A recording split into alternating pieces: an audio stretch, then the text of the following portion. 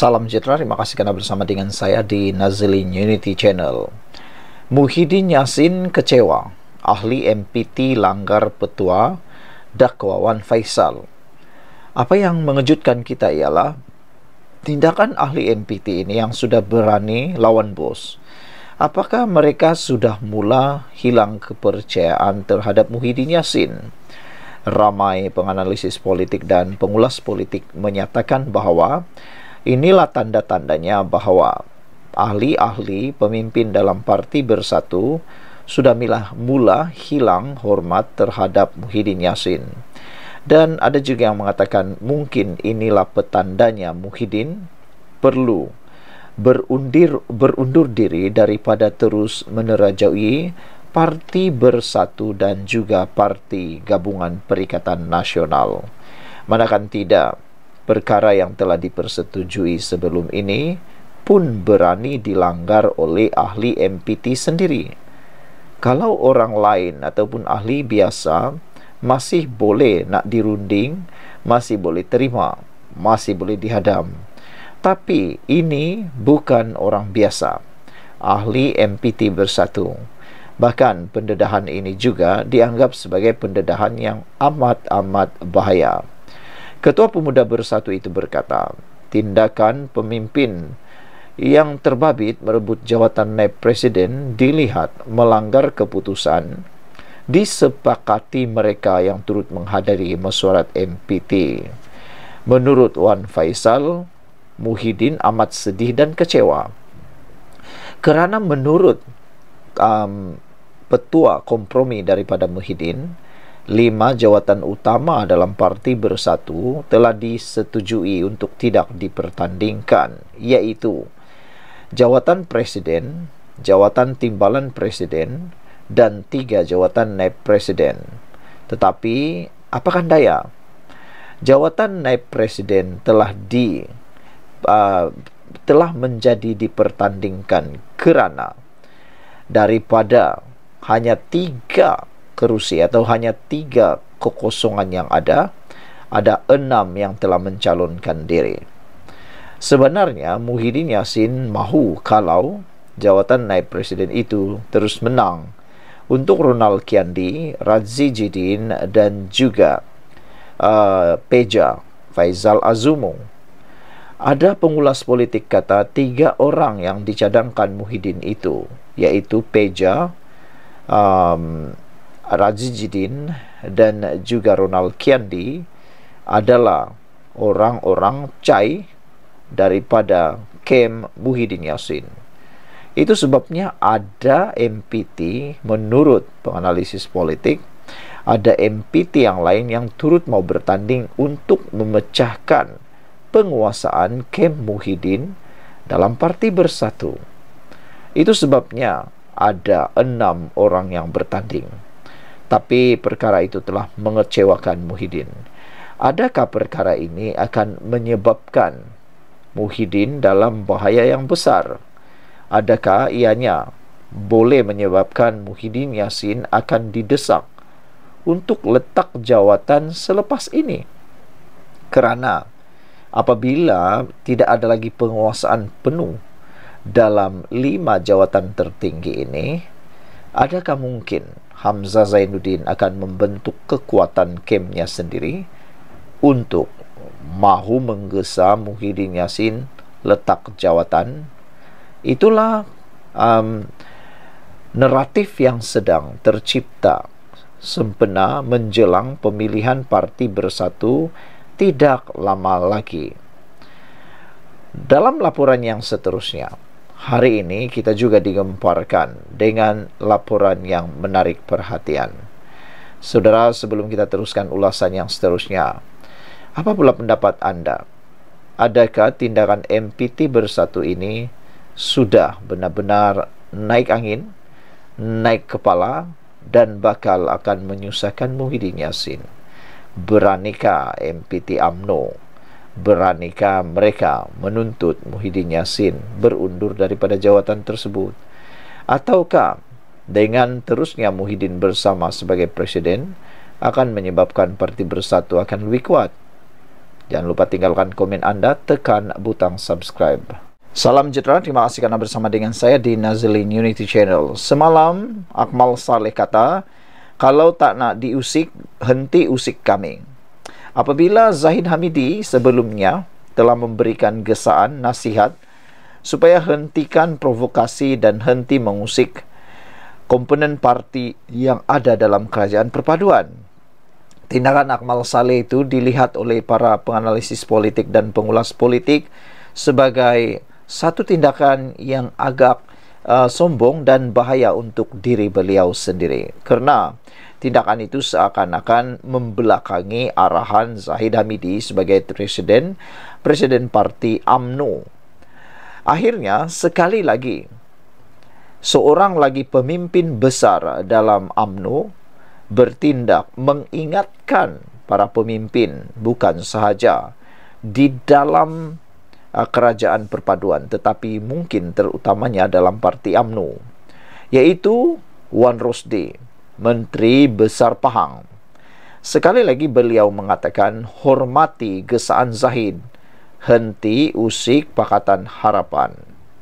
Ada yang menyatakan bahawa kenapa Akmal Saleh seakan-akan terlalu mempunyai sifat yang agak sombong dan agak ego dengan diri beliau sendiri. Ada juga yang mengatakan bahawa Akmal Saleh seakan-akan tidak matang dalam politik sehingga dia lupa bahawa kerajaan perpaduan ini memerlukan kestabilan yang berterusan, dan juga dia harus tahu bahawa UMNO sebenarnya juga memerlukan kerajaan perpaduan. Akmal Saleh tidak boleh menafikan bahawa UMNO perlu menjadi sebahagian daripada kerajaan. Naib Presiden UMNO, Wan Rosdi Wan Ismail, menyokong penuh gesaan Presiden Parti, iaitu Ahmad Zahid Hamidi, agar ketegangan antara pemimpin Parti UMNO dalam kerajaan tidak dipanjangkan. Menyifatkan saranan dan teguran Ahmad Zahid itu sebagai memadai, Wan Rosdi yang juga Menteri Besar Pahang turut setuju dengan apa yang diputuskan kepimpinan tinggi UMNO dalam hal berkenan. Kata beliau, saya menyokong cadangan, saranan dan teguran yang dibuat oleh Presiden. Presiden sudah buat keputusan. Cukuplah. Saya mana boleh lebih daripada Presiden. Saya setuju dengan apa yang Presiden tegur, kata beliau ketika ditemui selepas majlis retreat bersama pimpinan masyarakat orang asli Pahang di Kuantan semalam. Wan Rosdi berkata demikian ketika mengulas mengenai tindakan segelintir pemimpin UMNO yang dilihat mengusik parti dalam Pakatan Harapan PH. Semalam Ahmad Zahid berkata dia enggan memanjangkan ketegangan antara pemimpin parti-parti kerajaan. Zahid juga berkata, Pakatan Harapan tidak perlu membuat sebarang permohonan maaf kepada UMNO dan dia juga meminta pemimpin UMNO menghentikan serangan. Kita mesti menghormati antara satu sama lain. Yang penting kita mesti mengekalkan keadaan dan situasi perpaduan kerajaan sekarang ini, kata Zahid Hamidi. Ia selepas anggota Majlis Tertinggi UMNO Nur Jazlan Mohamed menggesa Pakatan Harapan PH memohon maaf kerana berdekad-dekad memberi gambaran buruk kepada partinya. Nur Jazlan kemudian berkata dia akur dengan arahan Zahid dan sedia menghentikan serangannya terhadap Pakatan Harapan PH. Sementara itu, Wan Rosdi turut diminta mengulas dakwaan Adun Sungai Lembing Muhammad Ayub Mat Asri berkenan berlaku kegiatan penghapusan hutan di Sungai Lembing. Menurut Wan Rosdi, dakwaan itu akan dijawab oleh Setiausaha Kerajaan Pahang atau Pengarah Jabatan Perhutanan Negeri Pahang. Saya fikir dalam masa terdekat, Setiausaha Kerajaan Pahang atau Pengarah Perhutanan akan buat kenyataan, katanya. Kita ada bincang tadi dalam mesyuarat Exco, ujarnya. Terdahulu Muhammad Ayub mendakwa pihaknya menerima Surat edaran daripada agensi penguatkuasaan berhubung kegiatan itu pada 27 September lalu.